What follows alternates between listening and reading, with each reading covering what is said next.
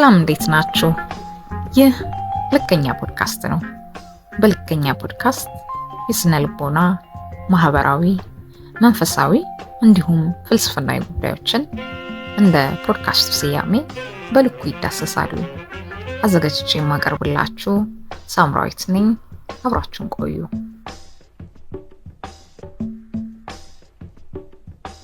የዛሬው ፕሮግራማችን የዘሪቱ በትወና የተሳተፈችበትን ቀሚስ የለበስኩለት የሚለውን ፊልም ነው ለማየት የምንሞክረው። እንደሚታወቀው ይህ ፊልም ረጅም ዓመት ሆኖታል ከወጣ። ኤግዛክትሊ መች እንደሆነ አላቅም። እኔም ጊዜውን ዩቲዩብ ላይ ራሱ የተጫነው ከ8 ዓመት በፊት እንደሆነ ያሳያል። በወቅቱ አይቼው ነበረ። እውነት ለመናገር ኮምፕሊትሊ ረስቼዋለሁ። በቅርብ አንድ ወዳጄ ሪኮመንድ አደረገኝና ድጋሚ እንዳየው፣ በድጋሚ ሳየው እውነትም እንደ አዲስ ነው ያየሁት እና የተለያዩ ነገሮችን እንዳስብ እንዳሰላስል አድርጎኛል እና እሱን ለእናንተ ሼር ላድርጋችሁ ብዬ አምጥቼዋለሁ። ስለዚህ በወቅቱ በደንብ የታየ ፊልም እንደመሆኑ ዘሪቱም በተለይ የኛ ጄኔሬሽን ጥሩ ፊገር ናት ብዬ አስባለሁ። አብዛኞቻችን እንወዳታለን እና ይህንን ፊልም አይተነዋል ብዬ አስባለሁ። ነገር ግን ረጅም ጊዜ ስለሆነው ለማስታወስ ያህል ስቶሪውን የተወሰነ ለመንገር ሞክራለሁ፣ ለማሳየት ሞክራለሁ። ያላያችሁትም እንዲገባችሁ፣ ያያችሁትም የተወሰነ ሂንት እንዲኖራችሁ፣ ያያችሁትም ለማስታወስ ያህል ማለት ነው። ስለዚህ ቀሚስ የለበስኩለት የሚለው ፊልም ላይ በመሪ ተዋናይነት ሆና የምትጫወተው ዘሪቱ ከበደ ናት። ዘሪቱ ከበደ የምትጫወታት ካራክተር ሳምራዊት ትባላለች። ሳምራዊት እንግዲህ በጥሩ ቤተሰብ ያደገች፣ ጥሩም ሶሻል ላይፍ ያላት፣ ሄልዝ የሚባል ኢንቫይሮንመንት ላይ ያደገች ልጅ ናት። ታላቅ ወንድም እህቶች እንዳሉ ይነገራል። እዛ ላይ አይታዩም። ነገር ግን እናትየው ስትናገር ይሰማል። ትልቅ ደረጃ የደረሱ እህትም ወንድሞችም አሏት። ቤት ውስጥ ያለችው የቀረችው አሁን እሷ ናት። ጎረቤት ወዳጆች አሏቸው። ጎረቤት ላይ ያሉት ደግሞ ልጆች አሉ። አንድ ወንድ ልጅ እና አንድ ሴት ልጅ አሉ። ወንዱ ልጅ በተለይ ከሳምራዊት ጋር ቤስት ፍሬንድ ነው። ሴትም አለች። ሴትም ጓደኛቸው ናት። በይበልጥ ግን ዘሪቱ መሳይ ይባላል፣ የጎረቤት ልጅ ማለት ነው። ከሱ ጋር ቤስት ፍሬንድ ናት። ሌሎችም ወንዶች አሉ፣ የጋራ ጓደኞች አሏቸው ወንዶች። ዘሪቱ ብቻ ናት ሴት። ስለዚህ ዘሪቱ ምን አይነት ሴት ናት? ወንድ ጓደኞች ያሏት ወይም ደግሞ ጓደኞቿ ወንድ የሆኑ በተለምዶ ወንዳ ወንድ የምንላት አይነት ሴት ናት። መጀመሪያ አካባቢም ለማሳየት ሲሞከር ሬዲዮ ስትፈታ ምናምን ይታያል። ያ ማለት ምንድን ነው? ይሄ እንደ ሴት ከማደግ የሴት ነገሮችን ተጫውቶ ከማደግ ይልቅ ይሄ እንደ ወንድ ሜካኒካል የሆኑ ነገሮችን ስታረግ፣ ሬዲዮ ስትፈታ፣ መኪና አቁማንትን የተለያየ ነገር ስታረግ ምናምን ይታያል። ሞር ለወንድ የሚሰጡ ስራዎችን ስትሰራ እናያታለን ማለት ነው። ስትሰራ እናያታለን ብቻ ሳይሆን የመጣችበትን መንገድ እንደዛ እንደሆነ፣ ከዛም በኋላም በይበልጥ ምቾት የሚሰማት ወንዶች ኤሪያ እንደሆነ፣ ቤስት ፍሬንዶቿም ሰፈር አካባቢ ወንዶች እንደሆኑ ያሳየናል ማለት ነው። ከዛም ይህ መሳይ የሚባለው የእሷ ቤስት ፍሬንድ ገርል ፍሬንድ ነበረችው። ከእሷ ጋር ይለያያሉ። በዛም በጣም ይጎዳል። ሁሉ ነገር ያስጠላዋል። ስራው ያስጠላዋል። ፋሚሊ ያውቃል። በጣም ከባድ ጊዜን ያሳልፋል ማለት ነውና ይጠጣ ነበረ በጣም። እሷ ነበረች ከመጠጥ ቤት ይዛው ወደ ቤት የምትገባው። በጣም ቅርብ ጓደኛውም ስለሆነች ማለት ነው። በጣም ተጎድቶ ነበረ። እዛ በጣም ብዙ ፔን ያሳልፋል። ከዛ በኋላ በጣም እሷ ሰፖርት አድርጓለች እንደ ቤስት ፍሬንድ ማለት ነው። በኋላ ላይ ግን የሆነ የባህል እቃ ከጓደኞቹ ጋር ይሰራ ነበረ። እዛ ደንበኛ የሆነች እሷም የምትሰራ ሱቅ ያላት ልጅ እቃ በማምጣት በማቀበል በስራ ምክንያት ይቀራረባሉ። እየተቀራረቡ ሲሄድ ይሄ የተጎዳው መሳይ የሳምራዊት ወይም የዘሪቱ ቤስት ፍሬንድ ማለት ነው በኋላ ላይ ሂል እያረገ በልጅቷ እየዳነ ይመጣና ከልጅቷ ጋር የፍቅር ግንኙነት ይጀምራል ማለት ነው። በዚህ በኩል ደግሞ ሳምራዊት የምትባለው ልጅ ወይም ዘሪቱ የምትጫወታት ካራክተር የካምፓስ ተማሪ ናት። እሷ ምንድነው ምን ታደርጋለች? የሆነ ልጅ ደግሞ እሷን ይወዳታል በዚህ ሳይድና ቅድም እንደተናገርኩት ልጅቷ ወንዳ ወንድ ሆና የመጣች ልጅ ናት። ከወንድ ጋር በፍቅር አትራክት የማረግ እንደዚህ አይነት ስሜት የመሰማት ምናምን አይነት ነገር የለም፣ አላሳለፈችም። ሴትነቷን እየኖረች ፊል እያረገች የመጣች ልጅ አይደለችም። ያው ሴትነትን ፊል ስናረግ ነው ተቃራኒ ነገርን አትራክት የምናረገው። እሷ ግን ሞር ከወንዶች ጋር ስለነበረ ወንዳ ወንድ አይነት ስሜት ስለሆነ ወንዶችን በወንድምነት እንጂ በጾታዊ ግንኙነት የመሳብ አይነት ወይም የመሳብ አይነት ነገር ለእሷ በጣም ሩቅ ስለነበረ ትምህርት ቤት ወድጄሻለሁ ብሎ የመጣው ልጅን መቀበል በጣም ነበረ ያቃታት፣ በጣም ነበረ ያስቸገረችው። እሱም ግን ሊያቆም አልቻለም። በጣም በተደጋጋሚ ጥያቄውን እየቀረበ ፊትሽን ወደ እኔ እስክታዞሪ ይጠብቅሻለሁ በማለት በጣም በመሞከር መጨረሻ ላይ ትቀበሏለች ማለት ነው። ጥሩ የሆነ የፍቅር ግንኙነት ማሳለፍ ይጀምራሉ። እሷን በጣም ትወዷለች ማለት ነው። ስለዚህ የፊልሙ ዋና የሚባሉ ሴታፖች እነዚህ ናቸው። ሳምራዊት የምትባለው ልጅ ወንድ ናት። ወንድ ጓደኞች አሉ፣ የሰፈር ጓደኞቿ።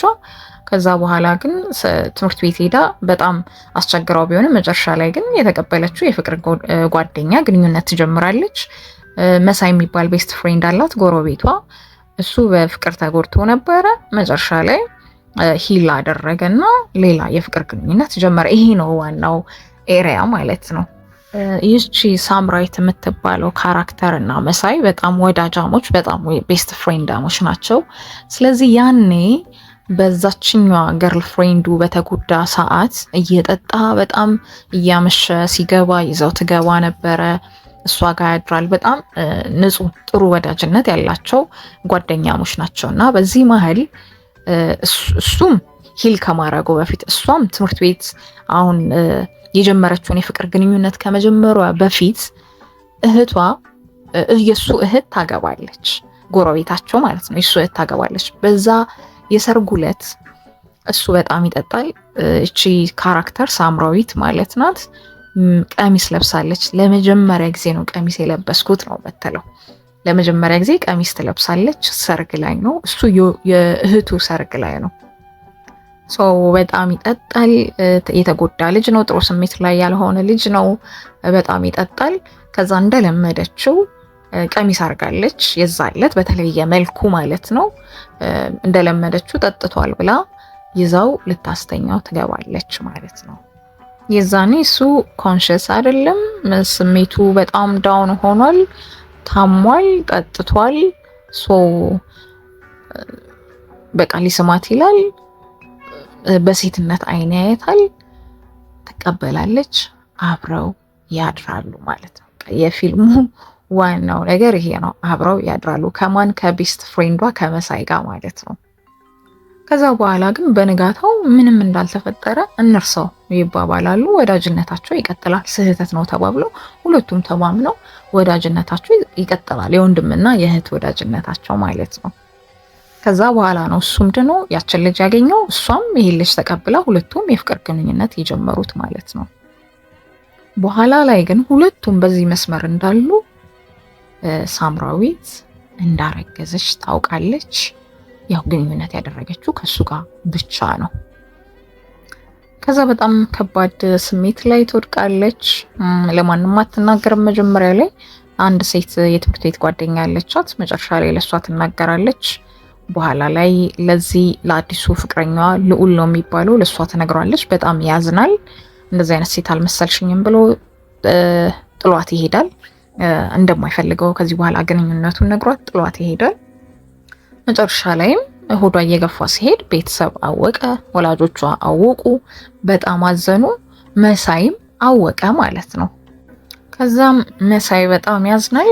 ሁሉን በጣም ነው ኮንፊውዝድ የሆነ የነበረው። ምክንያቱም ከዛ ሁላ ጉዳት በኋላ የሚወዳትን ልጅ አግኝቷል።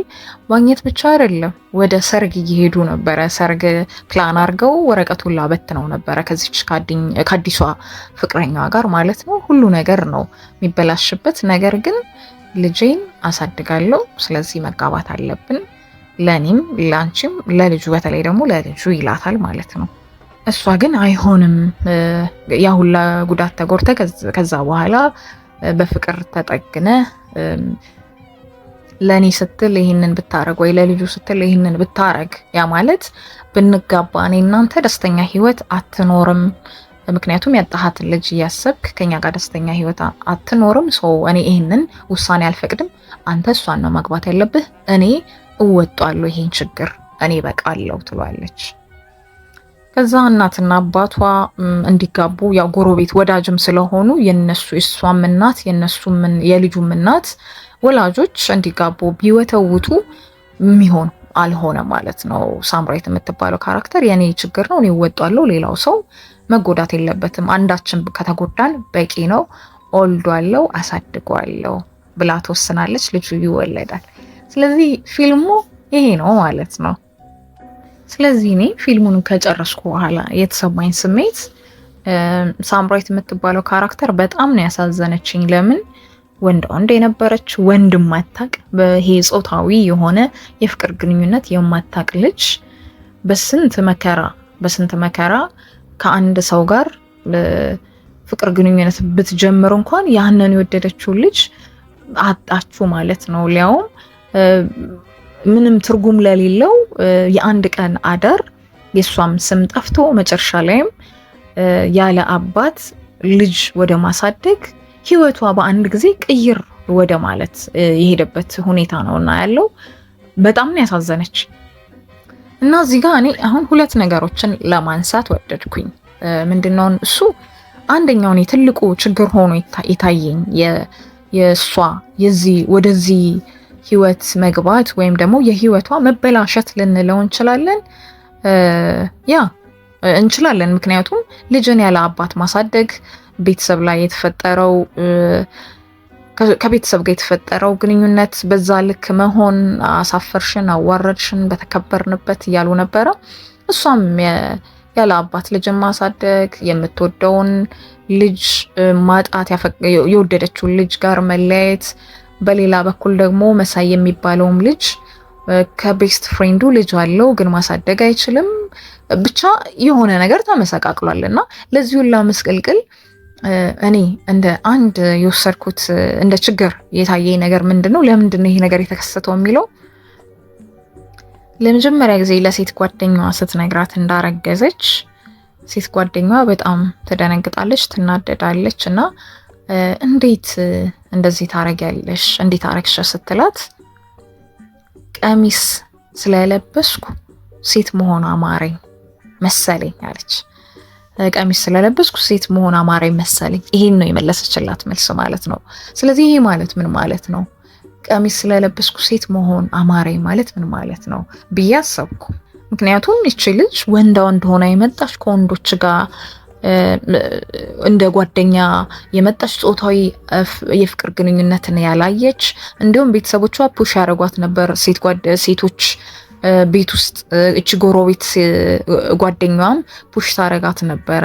ኧረ አንቺ የፍቅር ግንኙነት እንትን በይ ከአንድ ወንድ ጋር እንዲህ በይ ምናምን ይሏት ነበረና ምክንያቱም ወንድ ስለሆነች አያዩዋትም ከወንድ ጋር ማለት ነው።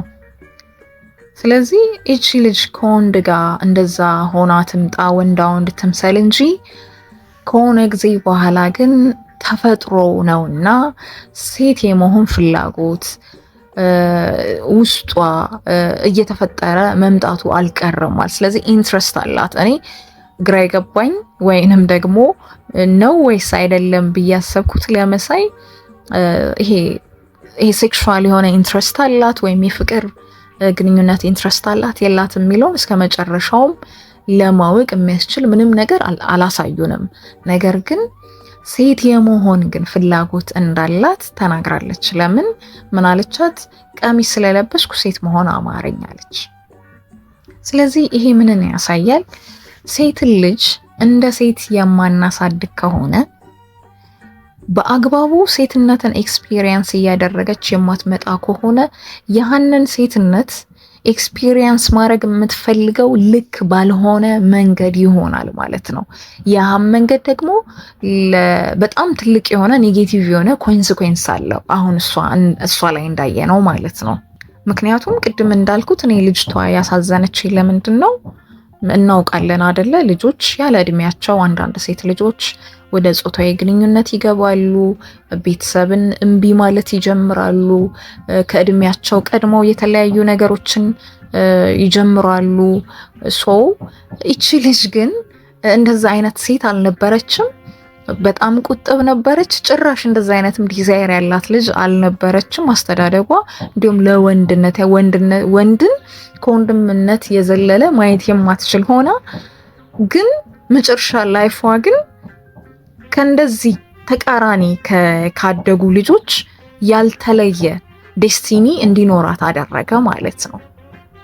እና ሴት ልጅ እንዴት ሴት መሆን እንዳለባት ከልጅነት ጀምሮ እድሜዋ እየጨመረ ሲመጣ በምን መልክ ይህንን የሴትነትን ስሜት አንድል ማድረግ እንዳለባት ከመጀመሪያም ጀምሮ ሴትነትን እየተለማመደች እንድትመጣ አለማድረግ ችግሩ መጨረሻ ላይ የሚሰማንን ስሜት በምን መልኩ ኤክስፒሪየንስ ማድረግ እንዳለብን፣ በምን መልኩ ይህን የጾታዊ ግንኙነት ራሳችንን በማይጎዳ መልክ ማስቀጠል መቻል እንዳለብን ወይም ደግሞ ይሄ ፍቅር ግንኙነት ውስጥ ገብተን ደግሞ ቀጥለን እንዴት ወደ ትዳር ማሳደግ እንዳለብን ግራ ይገባናል ማለት ነው።